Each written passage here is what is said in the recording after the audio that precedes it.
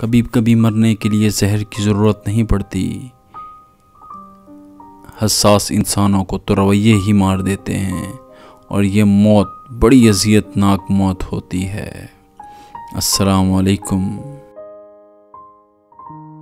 रंगीन ख्वाब देखने से बेहतर है कि इंसान अपनी ज़िंदगी की ब्लैक एंड वाइट हकीकतों को तस्लीम कर ले। अपने जिस्म को वक़ार के लिए अपना सर ऊंचा रखें और अपनी ज़ात की वक़ार के लिए अपनी नज़र और लहजा हमेशा नीचा रखें।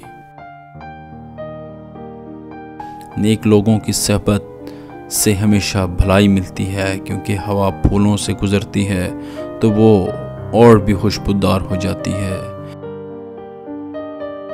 जो औरत मर्द के ऊपर बैठकर मर्द का नफ्स अपने अंदर लेती है तो मर्द को 3 फ़ायदे होते हैं। का उज़ू ख़ास बड़ा होता है, दोम जमा वक्त में इजाफ़ा होता है, सोएं मर्द और औरत की शहवत लज्जत में भी इजाफ़ा होता है।